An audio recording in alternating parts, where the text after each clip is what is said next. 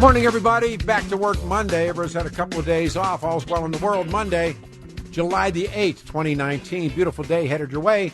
86 will be the high today and 90 on Tuesday. Wednesday, 89 degrees. As I was saying at the tail end of the last hour, Centennial Gun Club, Wednesday, July the 24th from 6 until 8. And Dick Abramson, the owner, has put this together. And it's a red flag open house discussion. We don't know what's headed our way. But believe it or not, come January 1st, 2020, we have red flag. One of the true greats in the fight has always been Dudley Brown, kind enough to join us. In fact, I believe Dudley will be joining us on the 24th from Centennial. Please say good morning. Welcome back to the radio show.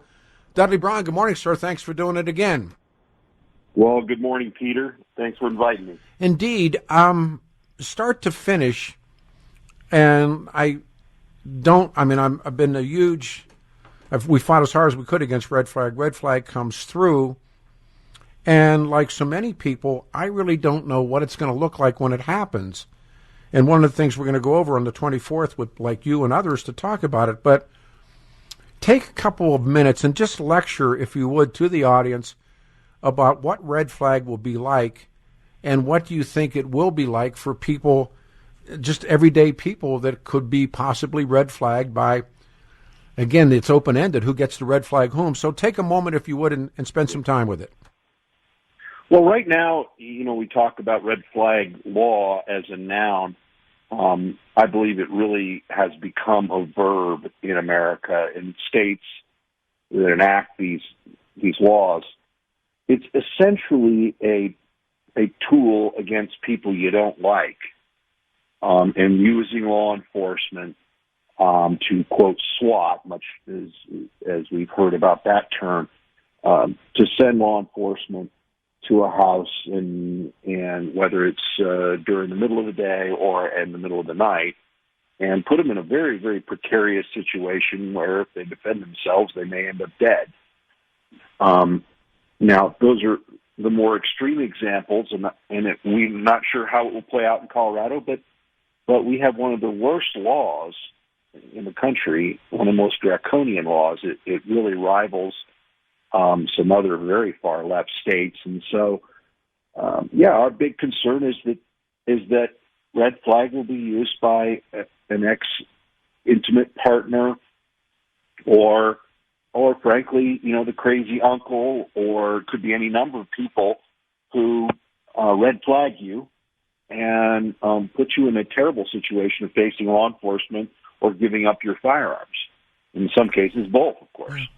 So, now, Peter, I think we're jumping the gun here because the concept of red flag it has scared and motivated a lot of people, but our hope is that we're going to overturn this because they passed it unconstitutionally and illegally here in the state of Colorado by failing to read the bills at length when asked by members of the House, and specifically House Bill 1177. They violated Colorado's Constitution, which requires them to read the bill at length when asked. And now we filed this lawsuit, just 36 hours before the legislature adjourned, and that's one of the responses of Governor Polis and the Attorney General was, you didn't give us enough advance warning. You didn't play on the team and try and file this right when it happened. And,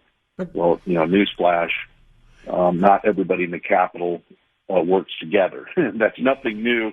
It's not even new with between Republicans and Democrats, or House and Senate, or the governor and the legislature, or any number of combinations. And so, Peter, our real hope is that this discussion, at least right now, of red flag going into effect in January, is premature because, boom, a judge will throw this out. Well, I want you to be right. Dudley Brown's with us, but there's a law. I hope we're right too. Yeah, but we can't plan for that. We always have to plan for a number of fights, and so the retreat position is how are we going to end up fighting this in court, and we're also working on that strategy now. Of course, we have until not only January 1st, but to have real standing in court and challenge a red flag law, you really have to have some victims. And I think unfortunately, I think we're going to see them right away. Our guest again, Dudley Brown, the open house, and will be a series of these through December and January at Centennial. And I want you to be right. And my fear is that, you get the right set of judges, you get the right moments, you're not going to get a chance. You're not going to get this off the ground. And the idea, from my understanding, and I'm going to bounce this back off of Dudley, is when there's a way that politicians used to sneak things through by not exposing openly by reading them what they were planning to do. And Obamacare was the same way. They ran this through, and they did it that way. And so they didn't read the red flag bill. Is that correct, Dudley? That's how it went down? Yeah. And a better way to describe that, now in Congress, in Washington, D.C., of course, that's used all the time, is submit a bill with no warning, right. Hurry up and vote on it, and then you get to read it. That's right. And a lot of my friends in Congress are very upset about that, and they just simply won't vote on a bill that they haven't read. Now, in Colorado, it's a little different in that the reason the constitutional provision to require the full reading of the bill was because in the founding of our state in the late 19th century, a lot of our legislators who would not understand either the legislation or, frankly, not be able to read. That was very common. It's not like we were talking about imbeciles. There was a great portion of our country who couldn't read. And we were pioneersmen and we were miners and people who worked on the railroad and it was, you had your nose to the grindstone all the time. Reading was a difficult thing back then. You didn't have the same education system. And so that's why the requirement existed, was because many legislators were voting on bills. They didn't know what they were. Yeah. But that concept is still. But you think? I mean, true. in fairness, and by the way, I want you to be right. Yeah. But I've seen these people in action now for many, many, many years. Our guest is Dudley Brown, the battle of the red flag gun law, and I'm sure this isn't a great shock, but the governor has called for dismissal of the lawsuits, and we're putting together. No. And part of this, and you've been so so good about this. If this does happen, I've asked many questions about this. How does this, if, we make a running joke, the first person that'll get red flagged is Tom Tancredo. You'll probably be second. But how does this make me less of a threat by coming into my house and searching for guns? And then they leave. How am I less of a threat after that, Dudley?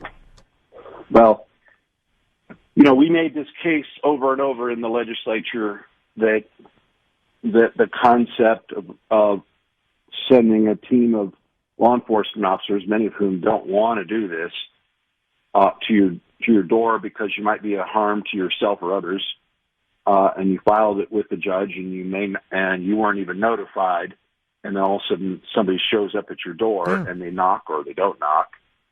They can certainly conduct a no-knock raid. And they're there to take your guns. Now, I don't know a whole lot of gun owners who are going to give them every firearm. No. I will be the first to tell you, I don't know how many guns I have. Mm-hmm. So, if you can count the number of guns you have, you don't have enough. It's like motorcycles. So the fact is, you may end up giving them the majority of your guns, but not knowing. But how do they know? In this room, or this one hidden over here, or this in your car. You and I have spoken about this before, and historians call these moments prairie fires. That all across Colorado, you wouldn't know it by watching 9 News or reading the Denver Post, but all across Colorado, sheriffs and communities and town councils are in total revolt against this. And of all people in the universe, the Denver Post trots out Bill Ritter to write to write an editorial about how everybody has to behave. And this is a state that totally rejects any federal. This is a sanctuary city, a sanctuary state with people like Ritter who gave agricultural trespass to child molesting drug dealers, screaming at these people. So my question is, and again, it speaks to the lack of a Republican Party that can't pull these people together and do all these things. But what is Paulus going to do if the sheriff in Weld County or Custer County, and they go, no, we're not going to, when red flag comes in, we're not going to enact on it. You're way smart, Dudley. What's going to happen at that point? And you do have this open rebellion. And then what? Peter, I won't claim credit. Rocky Mountain gun owners loves to fan the flames of prairie fires when they exist in the right place. And the truth is, sometimes we set them, but sometimes they set themselves. Oh, absolutely. And we'd like to play a role as an organization in fanning those flames, but sometimes it's difficult to see them happening if you're sitting in Denver. Well, and I'm going to make the case of the sheriffs right now. A lot of these sheriffs who are jumping out on the bandwagon are not really that conservative, frankly. In fact, there's some who I would almost consider out toward the left, who have said, we're not going to administer this. Now, of course, Steve Reams is not one of those. He's a good, solid conservative. And what's going to happen?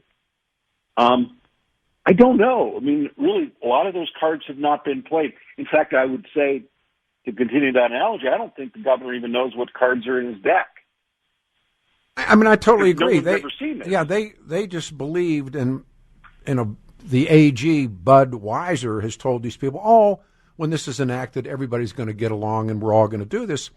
No, that's not true. I mean, I've had numbers of these sheriffs on the radio show, and I've talked to people in these elected positions in different counties, and they're not going to do it. And I take them at their word. Yeah. So when Dudley Brown's our guest, so when that happens, what's Polis going to do? Because they're calling his hand. Does he use the UNGs? Does he use Colorado State Patrol? Did they look the other way? What does the Denver Post do? What does Channel 9 do? And there is this axis, I call it the Boulder-Denver axis. And they will do it. But every place else doesn't look like they will. So, and then, by the way, I know you're going to speak, you're one of the guests on the 24th to talk, but what does a person do when there's a knock at the door? And I took a lot of heat for bringing this up. I think you have to make your decision in advance, what you're going to do. If, again, what are the odds? I don't know what the odds are, but it doesn't matter. There still possibly could happen. And then they come, they knock on. Do they knock on your door? My understanding is that they don't even have to knock. They can no knock. Is that true also? Of course. Yeah. That's true. There was no prohibition against no knock raids in this particular piece of legislation, and there is no prohibition existing right now. I mean, they can use no knock raids, and of course, Denver Police Department does quite frequently. But so then they come to your home, and so I've been told this. I don't know any of this to be true. That if you get turned in by somebody and they say, Dudley has 5 guns or Peter has 5 guns, they only find 4. Then what do? I don't think anybody really knows how that's going to happen. That's right, they don't. Because to my knowledge anyway, in other states with red flag laws, no one has used that with here's the number of guns or here's a list of the guns. Mm-hmm. Now, I really confused legislators in the hearings in the state capitol this year when I said, how many guns do you know you have, and how does government know you have those guns? That's right. And this is astounding to the left, but there's a gun culture in this country that many of those people make me look like a piker. There's an estate right now that's being liquidated up in northern Colorado. I don't even know the name of the person, but there were well over 300 firearms, and none of them cheap. And so we run into this a lot, that there are many people with incredible number of firearms. Now, I joke about it and say I can't count the number of guns, but of course your job is to kind of track the firearms you have. And I know many people who say, look, I have 10 firearms that are garbage guns.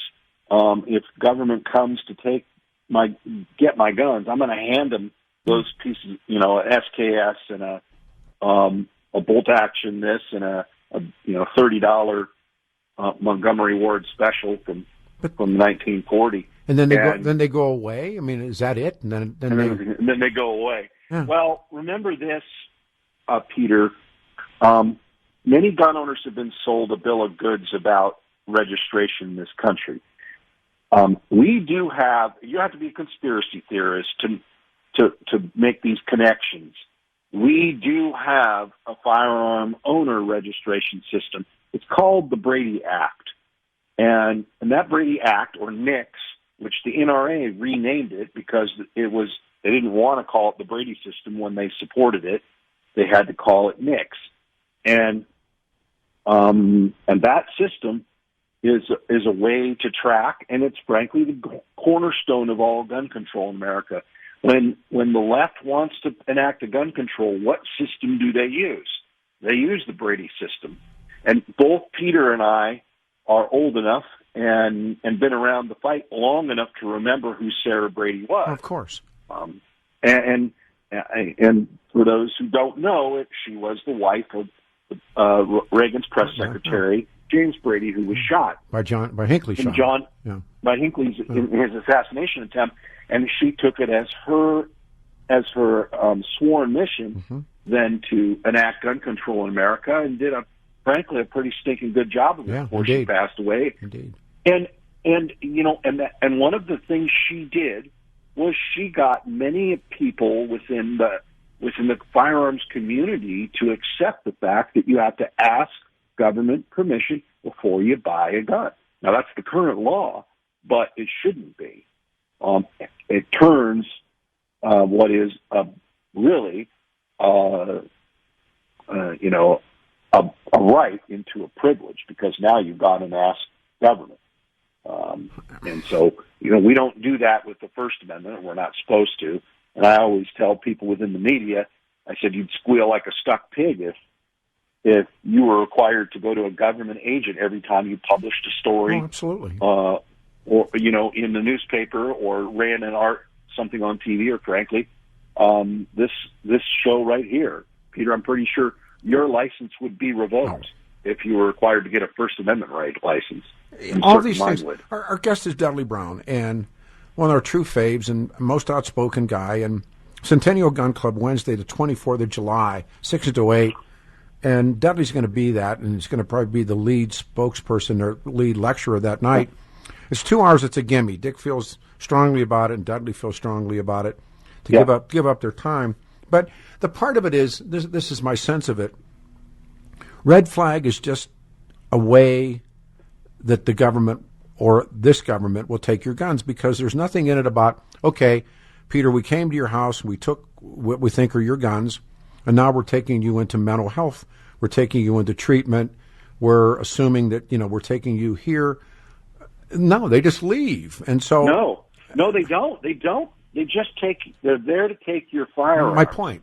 But they leave you with your car keys. Yeah, exactly. And they leave you with your chainsaw. Exactly. And they leave you with any number of tools for mayhem. They're not. But they want to take your guns. Why? Because right now this is the issue du jour of the left. Absolutely. And if they don't say, okay, Dudley or Peter, and now we're going to take you to this mental health facility or anything like that, you just take your guns and leave. And I asked this and I wrote about it. Why am I less of a threat after my house has been knocked off by, people used to call them the flying squad? And again, how many young cops are you going to put in jeopardy, Dudley, when you send them into somebody's house? Because 7 out of 10, 8 out of 10, 9 out of 10 are going to say, okay, come on in. But you're going to catch that one guy who's going to say no. And we both know it. We both know it, sure. Now, in the debate, the left loves to say, "Oh, you just want crazy people to have guns." No, but because there are crazy people, but there are statutes that you can place them on 72-hour mental health holds and evaluate them. And of course, we don't believe those people should have guns, nor do we believe if they're a danger to themselves or others, they should be free in society even without firearms. Those people need to be dealt with. In fact, we offered an amendment to the red flag bill, both in the House and in the Senate, to do just that. However, the Dems didn't want anything to do with it. Now, from our perspective, from Rocky Mountain gun owners' perspective, the real problem we have is that this is claimed to be one of the big tools that law enforcement can use, but yet it's where they've had it in the states. Does it stop them from trying to enact other gun controls? Heck no. I brought this in this morning. Chicago, my source this morning, I'll give you the last comment. This is the Chicago Sun-Times. 4th of July weekend, 66 people have been shot, 5 people killed in Chicago over the 4th of July weekend. Chicago's, if not the most, but one of the most gun-controlled cities in America. It doesn't make any difference. So why do they want to come here in Colorado, and somebody that has a Jones against you or against me or anybody listening, former lover, boyfriend, ex-husband, nobody's ever had a problem with their ex-husband or ex-wife, or that ex-wife's father, and they turn you in because they have standing. You don't even know they're going to do it. It's almost one of those French existential novels after the Second World War, like I accuse you. You don't even know it's coming. Then all of a sudden, there's a knock on your door, and you have to make up your mind. This is part of what the class is going to talk about. I've already made up my mind. And I got a lot of heat that was called dangerous to say that, but you better make up your mind. And my grandson's with me all the time. He's a little guy. I love him. I can't tell you how much I love the little guy. And I don't want him there. Somebody decides that idiot radio talk show host, let's go get his guns. They could find somebody, and they could do it to you, and they could do it to everybody listening, and everybody, in fact, people not listening. So a dime's worth of advice. We'll get you back next week, and then, of course, we'll be together. What do you have to say to, I guess, this general question, Dudley? Your thoughts? Well, on the 24th, I hope to bring our attorney, some people much smarter than me. Yeah. I'm just a bare knuckles brawler, Peter. But there are some very smart people who have analyzed this bill and these laws, both at a state and now at a federal level, and who think it's even bigger problem than they did initially. Oh, yeah. And that's what we hope to do on the 24th, so we'd love to see everybody there. Right, we'll talk again. The fight's on. The one and only Dudley Brown. Again, what happens if, and 6 to 8. And again, when I left here on Wednesday, I think Dick had 47 sign-ups. They're going to top it out someplace. Please don't waste everybody's time, Dudley's time. If you're going to sign up, please show up. And it's a gimme. That's how intense everybody feels. We'll do it month after month. This is not going to go away. Dudley, thanks, and we'll talk ASAP. Thank you. The best to you.